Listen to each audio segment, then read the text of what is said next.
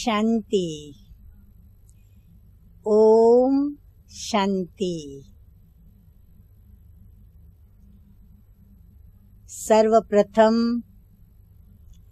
सुनने वाले सर्व देवी भक्तों को, सर्व पूज्य माँ भक्तों को और सर्व माँ के बच्चों को नवरात्रि की बहुत बहुत बधाई हो, बधाई हो, बधाई हो। नवरात्रि का त्योहार क्या आया, हर एक के दिल झूमने लगे, नाचने लगे, गाने लगे और हर एक के हृदय में माँ देवी की स्मृति ताजी होने लगी।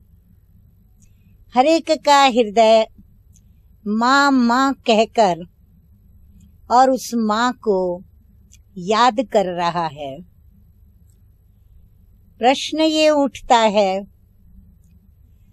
कि ये कौन सी वो माँ है, ये कौन सी वह देवियां हैं, ये कौन सी वह शिव शक्तियां हैं, ये कौन सी वह नारियां हैं जिन्हें आज संसार के सर्व प्राणी माँ माँ कहकर गदगद होते हैं, इतना प्यार करते हैं, इतना उसको याद करते हैं, उसकी पूजा अर्चना आरती और विविध प्रकार के व्रत करते, नियम करते, तप करते, तपस्या करते और उस माँ को रिझाने के नाना प्रयत्न करते।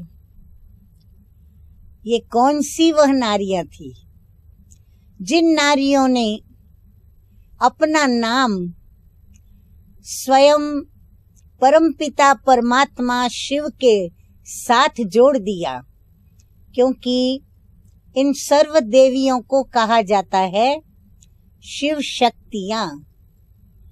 न सिर्फ उन्होंने प्रभु के नाम के साथ अपना नाम जोड़ा, लेकिन जैसे प्रभु को सभी याद करते और उनको पूजते हैं, ऐसे इन नारियों को भी शिव के साथ उनका नाम लेकर के शिव शक्ति के रूप में उनको पूजते हैं और याद करते हैं।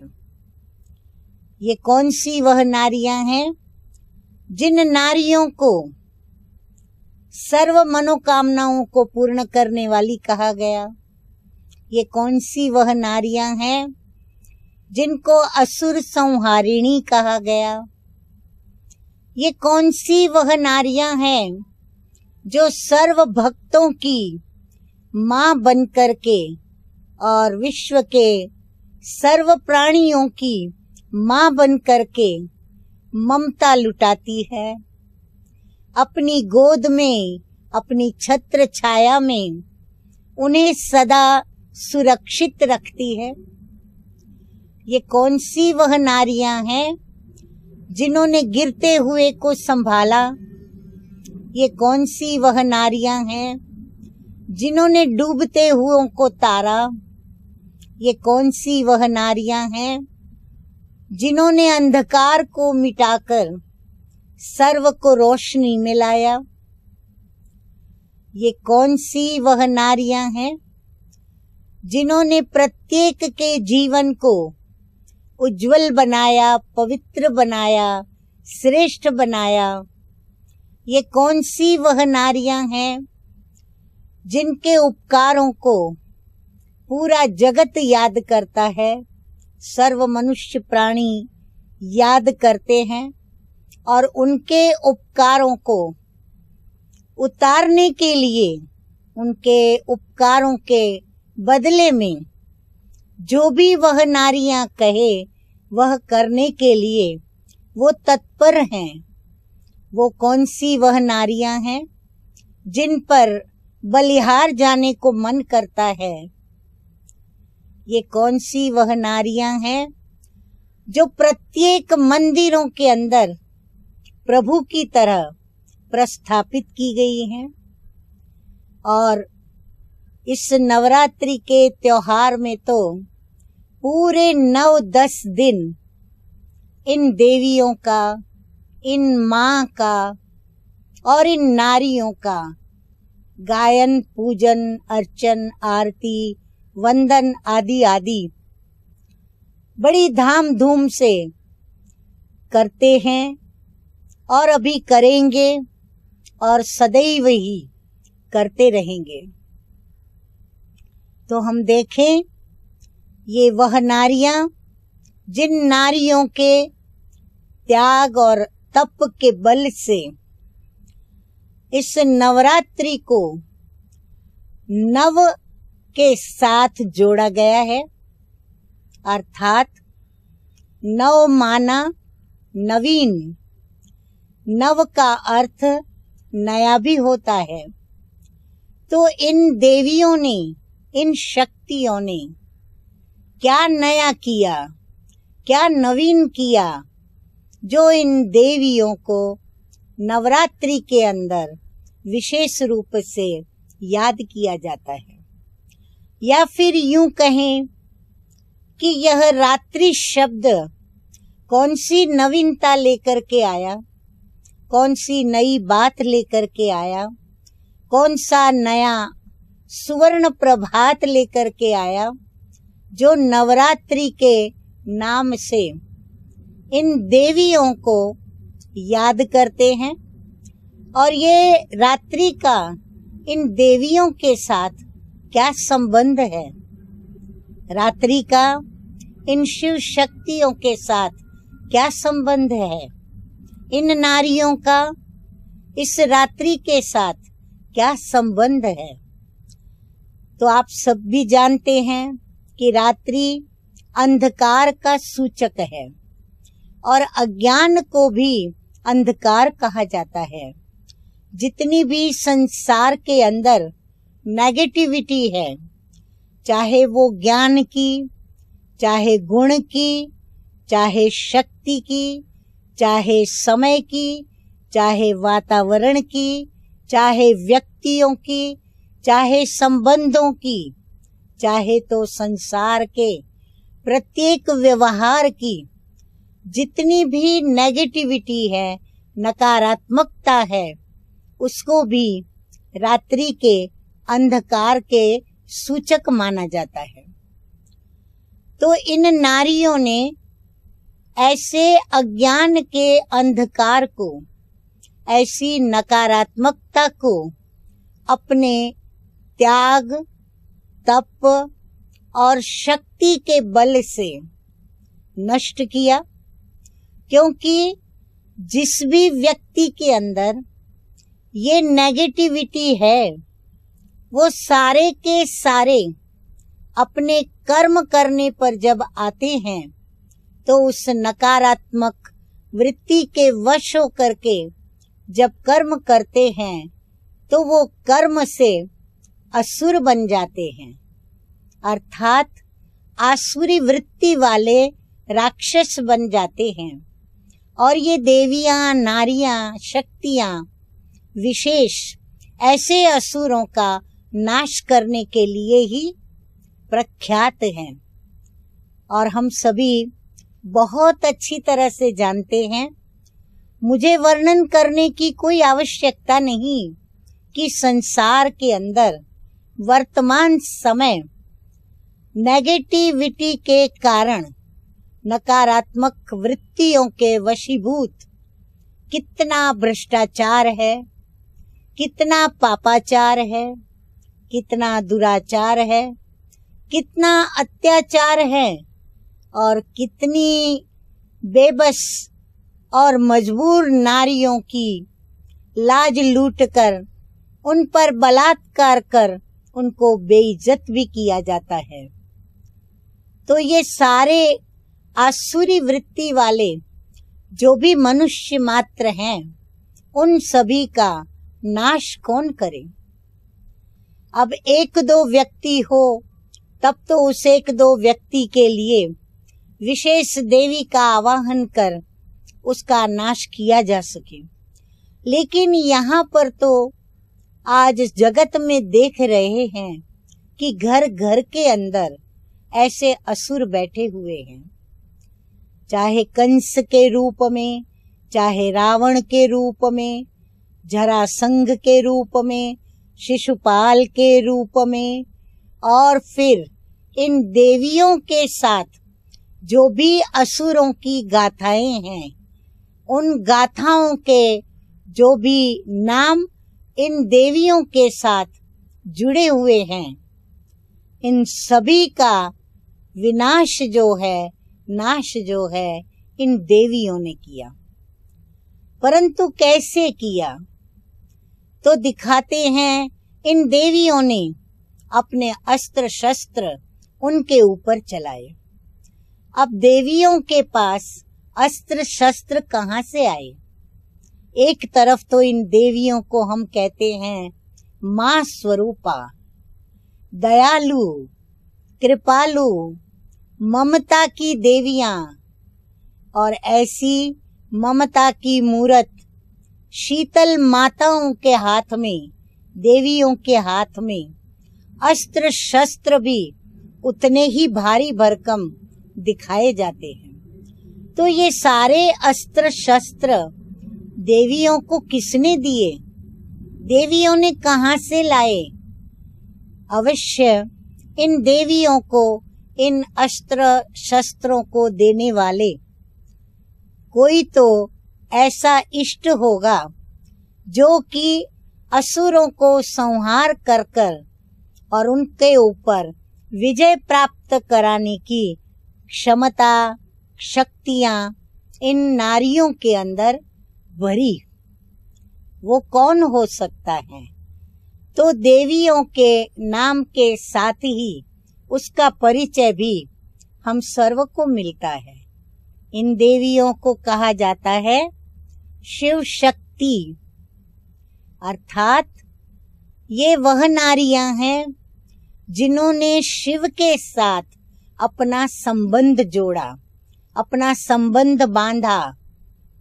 वैसे तो संसार के अंदर यह भी एक देखा जाए तो एक अत्याचार ही है, चाहे पति शराबी हो, व्यसनी हो, अवगुणी हो, या फिर किसी भी आसुरी वृत्ति वाला हो, फिर भी उस नारी को जब शादी करती है तो कहा जाता है कि अब से पति ही तेरा परमेश्वर है, और परमेश्वर के गुण उसमें कोई पाए नहीं जाते। परंतु नारी है कि सब कुछ सहन करके और ऐसे अवगुणी आसुरी वृत्ति वाले उस पति के अंदर परमेश्वर की भावना रखते हुए दयालु, कृपालु, करुणा मूर्त बनकर, मां बनकर, और ऐसे पतियों की वह परवरिश करती है, संबंध जोड़ के चलती है, संबंध निभा के चलती है, और उनकी भी रक्षा करती चलती है, और उनको भी सर्वप्रथम महत्व देती है। परंतु यह जो देवियां गाई गई हैं, पूजी गई हैं, यह तो वह नारियां हैं जिन्होंने प्रैक्टिकल में परमेश्वर को अपना पति माना, पति बनाया, पति समझा, अपना स्वामी बनाया, और उनसे उन्होंने शक्ति ली। और सही अर्थ में पति परमेश्वर कैसे हैं और पति परमेश्वर है, यह बात सिद्ध करके दिखाई। स्वयं शिव की पत्नियां बनी, शिव की शक्तियां बनी, शिव से शक्ति लेकर, बल लेकर, ताकत लेकर के, और शिव की वो पत्नियां कहलाईं, शक्तियां कहलाईं। और उन शक्तियों के आधार पर जो भी उनके द्वार पर आया, जिन्होंने भी उनसे सहयोग मांगा, मदद मांगी, जो भी आसुरी वृत्ति वाले उनके द्वार पर आए, उन सभी का उन्होंने नाश किया, संहार किया, उनको मदद की और उनको सुख पहुंचाया, शांति पहुंचाई, उन्होंने शक्ति भरी और उनके ऐसे अवगुणों का नाश कर उन्हें गुणवान बनाया। डूबते हुए को उन्होंने तारा, हरेक को उन्होंने माँ बन करके, जैसे कहते हैं पूत कपूत भयो, परंतु माता कभी भी कुमाता नहीं होती। ऐसे ये नारियों ने भी हमेशा अपने जो भी इस संसार के मनुष्य प्राणी हैं उनको बच्चों की तरह, यदि उनके द्वार पर आए, उनकी शरण में आए या उनकी गोद में आए तो उनको बच्चों की तरह, अपने पुत्र की तरह गले लगाया, बच्चे की तरह, बालक की तरह उनको स्वीकार किया और उन सभी बच्चों की, बालक की या भक्तों की, उनकी जो भी मनोकामनाएं, जो भी उनकी इच्छाएं, जो भी उनकी आशाएं, वो सभी उन्होंने उनकी पूर्ण की।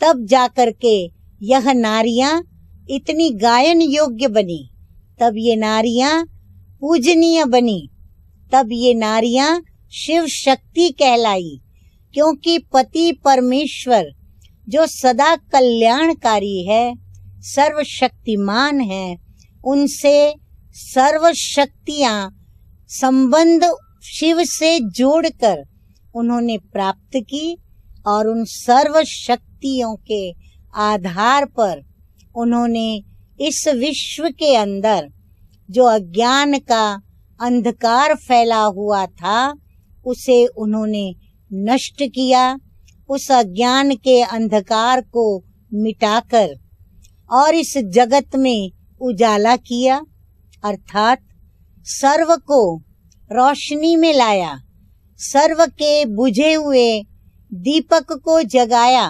अर्थात उनको दिव्य बुद्धि अर्पण की। जो दिव्य बुद्धि के दाता, दिव्य दृष्टि विधाता स्वयं परमपिता परमात्मा ने उनको अर्पित की।